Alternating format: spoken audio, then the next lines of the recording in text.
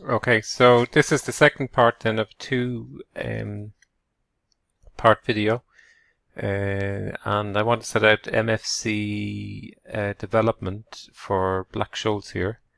And so one of the nice things here is we can take C++ code and we can nest it into a dialog box, and the dialog box, if you like, then is a form of software.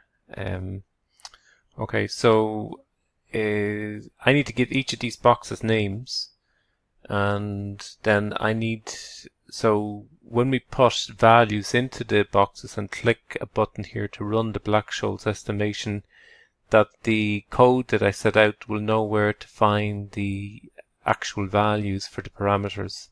And then once we execute the Black Scholes call estimation, then the value is then dispatched to an output box. And so I need to give each of these boxes names so that they are sources of important data, but also destinations for output. And we only have, in this particular MFC dialog box, we're only going to have one output, and that's the Black Scholes call.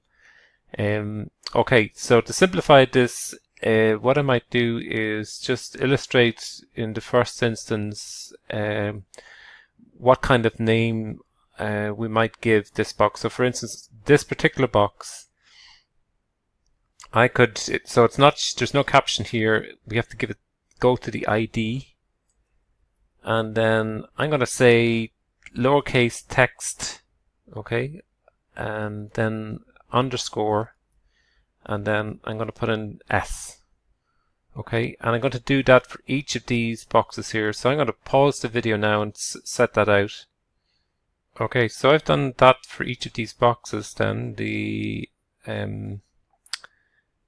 output box, or if you like, the control box that we have here, right?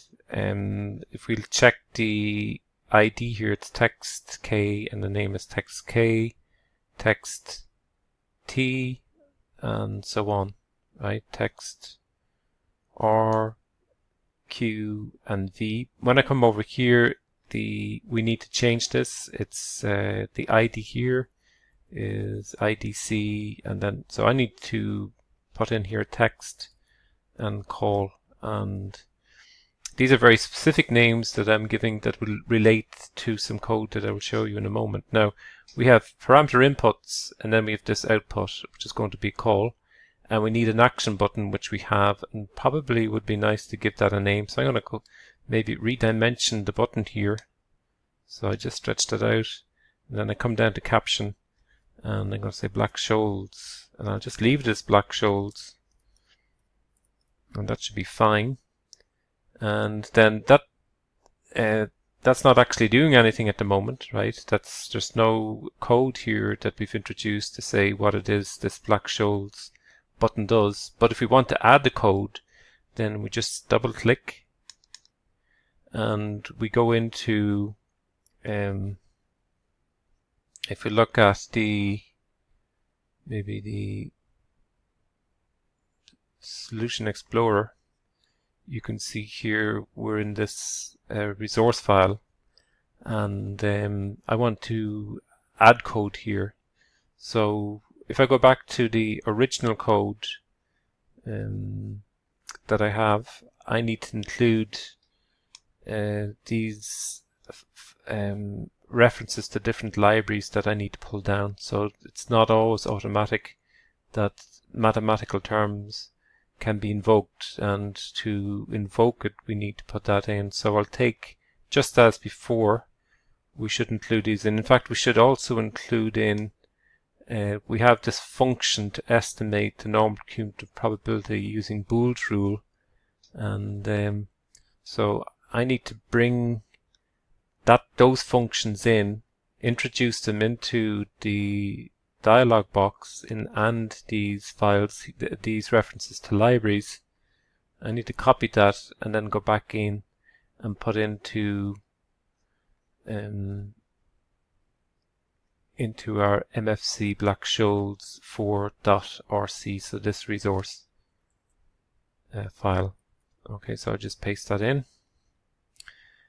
And so that brings in bool. Now vector, there's issues around that. Do we have vector? In here we have vector. And actually it doesn't seem to be any issues. There was some red appearing. That seems to have been resolved now, I think, namely because we do have a vector library here that we are calling upon. But now I need to also go back to where I would put in code, right, for to estimate the Black Scholes model. So we need to put in, if we go back into our button, if we double click, right, it's telling us where we can put our code in. So that's coming at the, basically we have our different reference libraries, our bool function, and then down here we have to put in C++ code to run the Black Scholes estimation. Okay, now it's if we go back to our original native code, okay, what we've included in is everything up to and including bool. I need to be able to incorporate in C++ code that estimates D1, estimates the call, and calls upon the parameter values, and I need to be able to reference the parameter values, and I can't quite do it like this. Okay, so I've got to read from, if you go back to the dialog box, I need to be able to read the values from here, keeping in mind that these values have particular references or placeholders. So this one is text and then S. Okay, so I have to be able to find the values specific to SKT. What we will put in when we make the dialog box active are really values that are string values, and we need to, the process here is to convert the string values to doubles, and then when we estimate the Black Scholes European call option, that'll be read out as a double but has to be converted to a string. So we might go back into the Word document. I will leave a hyperlink to this document and illustrate what it is we need to do. So we need to read values in, and the values that we're reading in are the what's in the text S, and then convert to double value of S, and convert the text K and convert to a double, text T convert to a double, text star convert to a double. So that's got to go in. We've then got to estimate D1, and that's the same as before. We want to estimate the value of the call, and I'll leave in the option to estimate the value of the put using put call parity.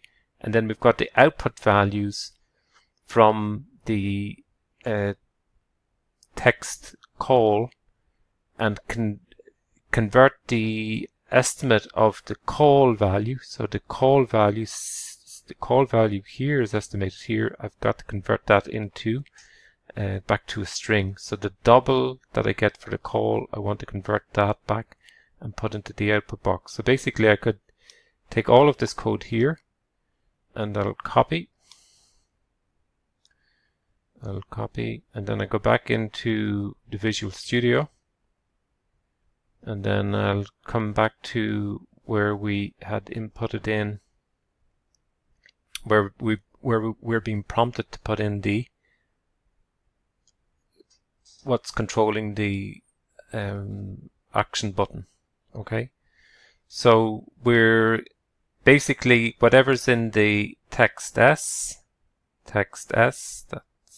that control edit is going to be inputted as S. That's going to be converted into a double. This is going to be converted. K is going to be converted into a double. These values will be read in. Click the Black Scholes button, and then output out a Black Scholes value for the call. Okay, so let's just run this project to see. Okay, so we've an issue here with string.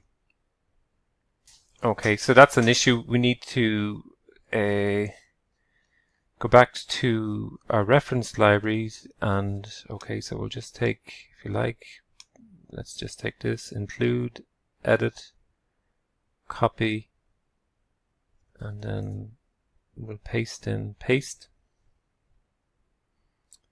And then instead of vector, we have vector already. We need to have a library for strings. Okay, and hopefully the last, that squiggly line underneath string is gone. It's gone. Okay, let's just run and see if our dialog box is working. And it takes a second. It's not going to be fast necessarily. So that's a slight downside here to MFC C++. Okay, so the values we had before were 100 for the stock, for the exercise, 1 year for the maturity, 5% for risk-free rate. I'm going to go dividend yield 0 and value of 0.2 for volatility. And if I click Black Scholes, the value I should get out is 1045,058, and that's correct. Okay, so if I cancel that, right, what we can do, I can save this project, then I can go into projects, MFC Black Scholes call, Black Scholes, and I can take this executable file and just copy it. Okay, and then go on to my desktop here and just paste. So I can paste the icon for MFC, and then if I double click here, it'll run as a form of software, and we can just put in values for the Black Scholes model, 100, 100, for the stock price, for the exercise, 1 year maturity again, so I won't change anything. I'll stick religiously with the values I know, and then when I click Black Scholes, the value that appears here should be 1045, and it is. Okay, so in a sense what we've done here is we have taken native Black Scholes, native C++ code, and we've set it up, we've nested it into a form of software. This is in reality a relatively primitive form of software, and we can run it. The advantage of setting it out like this is, to some degree, you retain greater control over your code. So if you develop code, you can set it out in an MFC project. The project then can be launched as an executable file. As an executable file, if you share the MFC executable file with peers, let's say, you avoid the risk of the code being corrupted or contaminated, or somebody inadvertently pasting in the wrong code or for forgetting a semicolon. So you can have a simple icon that appears on your desktop. It clicks, put in parameter values, and then you get an output. And this constitutes, if you like, a kind of fairly rudimentary form of software, and we can develop this into additional outputs. We can develop the MFC here to produce graphs, and we could do other types of estimation, and in that sense this MFC environment is very, very useful for taking C++ code and then creating, for all intents and purposes, software. Okay, so that's an illustration of how to set up an MFC project using C++ code.